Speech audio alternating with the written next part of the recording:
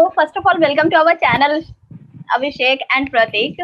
Thank you. Thank you. And very big congratulations for your web series, ये Vittal TD. Promo is amazing and the trailer is also looking amazing. So what kind of responses you got till now related to Vittal TD promo and ये trailer teaser? See, after the first look, the Yeah. teaser, then the motion poster, and then the trailer, I guess people are very excited. We have been receiving lot of comments on social media. There are a lot of people who are reaching out personally also. In our inner circle also, people are very excited because I guess this is the subject which has never been spoken in Gujarati cinema or Gujarati web world till now. So it's a very interesting world that we have created with Vittal. And that's it, yeah. And we are super excited about it. Yeah, Abhishek sir, which kind of story in this Vittal TD? I want to know. Can you brief me? So the story is about a small time gambler जो Saurashtra reason में रहता है और 80s के दशक की ये कहानी है और इस तरह से वो अपने उसूलों और जिंदगी के जो सर्कमस्टेंसेस हैं उसके बीच में झूलता हुआ जिंदगी के कुछ निर्णय लेता है. तो क्लासिकल 80s की कहानी है और it's an ode to the films that you've seen in the 80s, be the music of Kalyan ji, Anand ji, R.D. Burman, or be the Angry Young Man and the Vinod Khannas of our world that we have seen in the 70s and 80s. Okay. Prateek sir, जिस तरह से आप character निभा रहे हैं, सो अपने character की क्या कुछ आप खासियत बताना चाहेंगे या फिर कितना कुछ रिलेट कर पाए अपने कैरेक्टर से, ये जानना चाहूंगी. देखो, जहाँ तक खुद रिलेट करने की बात है तो यार मुझे ताश की उतनी सारी कोई गेम्स आती नहीं है. तो मैं मतलब वो जब छोटे थे तब जो खेलते थे यार वो 2, 3, 5 और 7, 8 और उससे ज्यादा मैं कुछ कभी खेला नहीं ताश. तो वैसे तो कोई रिलेशन है नहीं, गैम्बलिंग लाइफ में कभी की नहीं. पर सबसे ज्यादा मजा जो इस कैरेक्टर को करने में आया वो ये है कि बहुत ही ह्यूमन कैरेक्टर है, कॉम्प्लेक्स इमोशंस है. और ये जो वर्ल्ड हमने क्रिएट किया है और सौराष्ट्र का एक गांव है, गांव के उसके आजू बाजू की पूरी जो दुनिया है वो बहुत रिलेटेबल मुझे इस हिसाब से लगती है क्योंकि मैंने ऐसी बहुत सारी कहानियां पढ़ी है. आप गुजराती लिटरेचर अगर देखोगे, सौराष्ट्र की रसदार और सौराष्ट्र का लिटरेचर देखोगे तो आपको ये जो विजुअल्स है ना वो सारे दिखेंगे किताबों में भी जब आप पढ़ते हो.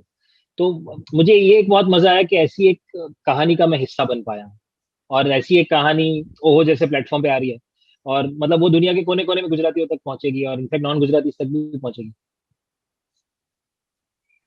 सो कितना चैलेंजिंग रहा इस किरदार को निभाना या फिर इस वेब सीरीज को करना आपके लिए और अभिषेक सर आपके लिए, कि कितना डायरेक्शन में क्या कुछ मुश्किलें आई या फिर आप लोग कितना एंजॉय किए इसको करते हुए, ओवरऑल एक्सपीरियंस कैसा रहा? एक्चुअली मेरे लिए एक्सपीरियंस काफी काम करने का एक्सपीरियंस तो काफी आसान था क्योंकि प्रतीक के साथ पहले भी काम कर चुके हैं और हमारी अपनी एक क्रू है, एक कंफर्ट है.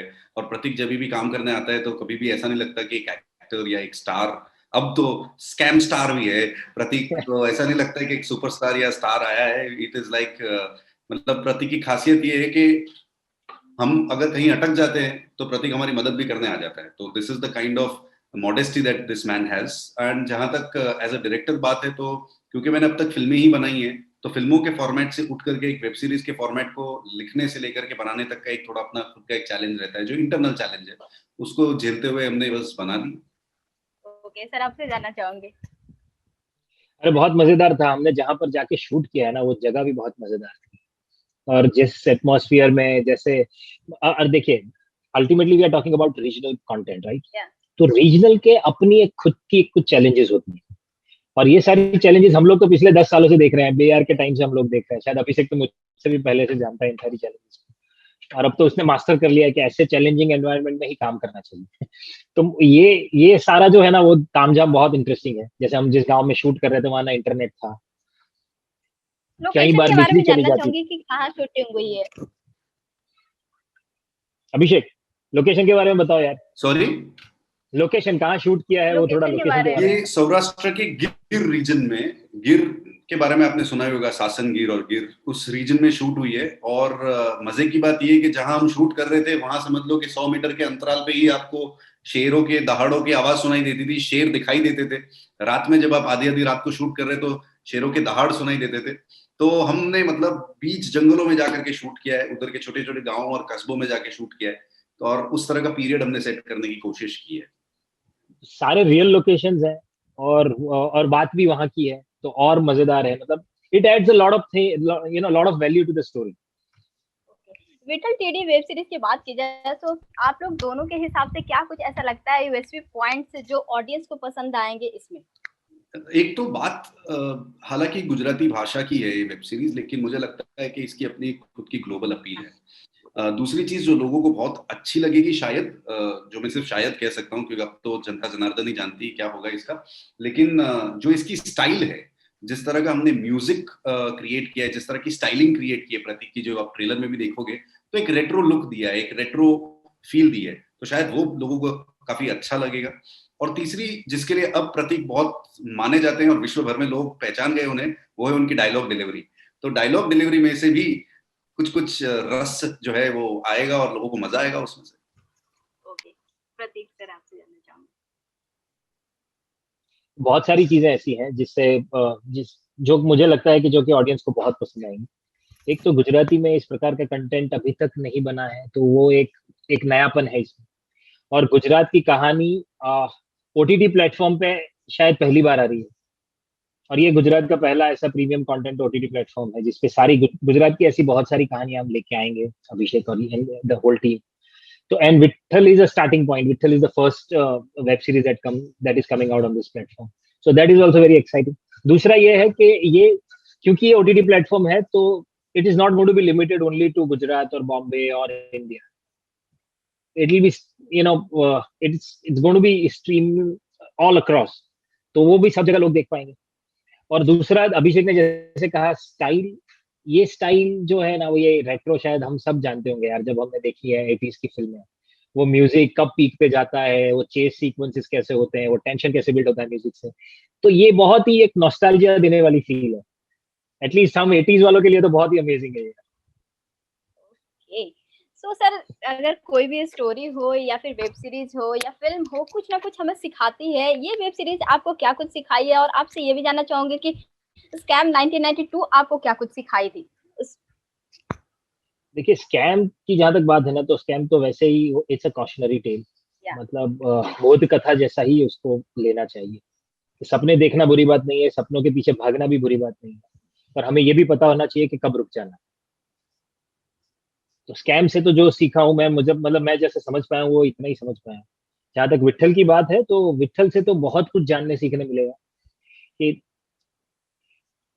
हमारी खुद की जो इमोशंस होते हैं ना, खुद के परिवार के प्रति जो प्यार है, जो इमोशंस है, और हम ये मॉरल वर्ल्ड में जो जिंदा है आज, उसमें इंसान कितनी कितनी मुश्किलों से गुजरता है और फिर भी कैसे अपने रास्ता निकालता है, ये बहुत, मतलब मुझे लगता है कि ये शायद कहानियों में हमने आगे बहुत सुना भी होगा, but the way you experience this as a character is very enlightening for me every time. तो जिस तरह से आप दोनों ने लोकेशन के बारे में बोला, मैं जानना चाहूंगी कि किस तरह से शूटिंग का एक्सपीरियंस रहा या फिर किस तरह उस टाइम में रहता था माहौल, ये जानना चाहूंगी। कितना आप लोग एंजॉय कर पाए या फिर कितना एक दूसरे के साथ प्रैंक कर पाए? और को स्टार्स के बारे में हमने भी जानना चाहूंगी कि और किस तरह से नजर आने वाले हैं कैरेक्टर्स इसमें। अरे हमने तो बहुत मजे किए हैं उधर यार, और ये तो एटमोसफियर भी ऐसा था, जब हम शूट कर रहे थे तब ठंड थी, तो रात शाम के बाद बहुत ठंड होती थी और दोपहर में इतनी ही गर्मी लगती थी। तो वो एक तो मतलब एक्सट्रीम वेदर था उधर काम करने के लिए। और हमारा शूटिंग लोकेशन और हम लोग जहाँ रहते थे उसमें भी काफी अंतर था। और जैसे अभिषेक ने कहा कि जंगल से थोड़े ही दूर थे हम, तो कभी भी शेर की दहाड़ सुनाई देती है, कभी भी कोई मतलब, और ये भी बहुत फैसिनेटिंग लगता था कि हम यहाँ शूट कर रहे हैं और जैसे एक्शन बोलो कि उधर ही शेर की दहाड़ आती थी। तो हम तो ऐसा मजाक कर रहे थे कि शेर भी शायद हमारा एक्शन सुन के शेर ही दहाड़ना शुरू कर देता है हमारे से पहले। पर हाँ, एक बात ये होती थी कि सुबह उठे, रेडी हुए और फिर सेट पे चले जाते थे, फिर हमें नहीं पता हम वापस कब जाएंगे। तो हमने मतलब ऐसे शूट किया है कि it never felt like we are shooting or we are on a project, it is, we were just enjoying ourselves. Abhishek sir, आप क्या कुछ बताना चाहेंगे विठल टीडी के बारे में, अपने आप से खुद से, जो आपको लगता है कि ऑडियंस को जानना चाहिए? मुझे लगता है कि गुजराती एंटरटेनमेंट में ये एक ऐसा पहला प्रयास है, और अपना खुद का एक रीजनल ओटीटी प्लेटफॉर्म जो है वो अपने आप में गुजरातियों को एक गौरव अनुभव कराए वैसी बात है।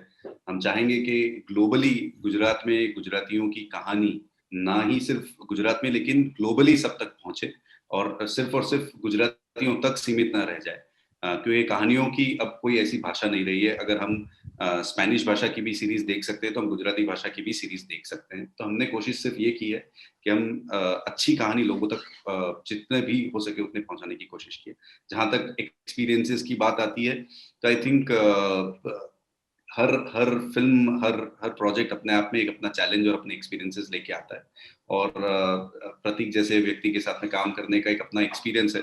हम तो मतलब नेक्स्ट क्या करना चाहते हैं उसके बारे में भी तुरंत सोचना शुरू कर लेते हैं, क्योंकि अब प्रतीक बहुत बिजी है तो हमें अभी से लिखना शुरू करना पड़ेगा और आकर के 1 साल 1.5 साल में फिर प्रतीक की डेट मिले और फिर हम कुछ ऐसा कमाल का काम करें साथ में मिलकर के, वैसी कोशिश करेंगे। बट जहां तक लोगों तक पहुंचाने की बात है तो मैं चाहूंगा कि लोग जाने गुजराती कल्चर को, गुजराती भाषा को, गुजरात में बनते एंटरटेनमेंट या कंटेंट को, और समझें कि हम सिर्फ गुजराती भाषा से या गुजरातियों से लिमिटेड कुछ नहीं कहना चाहते, हम दुनिया में लोगों तक पहुंचना चाहते हैं। ओके, सो अपकमिंग प्रोजेक्ट्स क्या कुछ होने वाले हैं आप दोनों के? वो अभी तो कुछ डिसाइडेड नहीं है, अभी बस अपकमिंग तो यही है, अब देखते हैं आगे कैसे क्या होता है। ओके, प्रतीक सर आपसे जानना चाहूंगी कि और क्या कुछ अपकमिंग प्रोजेक्ट्स आ रहे हैं, फिल्म आएंगे या फिर वेब सीरीज आने वाली है आपकी? फिल्म्स और वेब सीरीज दोनों कर रहा हूँ मैं इस साल, तो दोनों आएंगे। जिसकी शुरुआत विट्ठल तीड़ी से हो रही है। इनफैक्ट विट्ठल तीड़ी स्कैम के बाद का हमारा पहला ऐसा काम है जो रिलीज हो रहा है।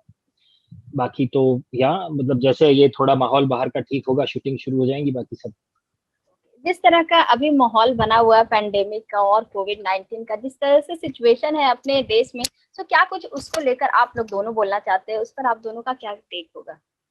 ये मेरा तो टेक बहुत सिंपल है। मैं ये मानता हूँ कि मैं जानता हूँ कि हर एक आदमी बहुत कुछ शायद ना कर पाए, पर एक चीज तो हर एक आदमी कर सकता है और वो उसे करनी चाहिए। वो देश की, खुद की, सोसाइटी की बहुत बड़ी सेवा होगी। सिर्फ अपना ध्यान रख के अपनी सुरक्षा का इंतजाम भी कर लेगा हर एक आदमी, तो भी शायद बहुत कुछ हो पाएगा।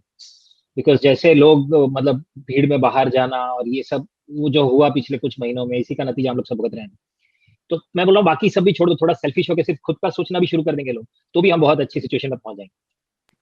मैं लोगों से सिर्फ यही प्रार्थना करना चाहूंगा कि आप अगर कुछ भी देश की सेवा करना चाहते हैं तो अपने घरों में रहिए और अपने परिवारजनों का ध्यान रखिए और आसपास में लोगों को भी इस बारे में सचेत कीजिए कि वो अपने घरों में रहें और बिन जरूरी बाहर न निकलें। कुछ ही समय और खींचना है, पॉजिटिव माइंडसेट से आगे बढ़ते हैं और ये एक चीज है, दिस शैल ऑल्सो पास, और हम एक नया सूर्योदय देखेंगे शायद।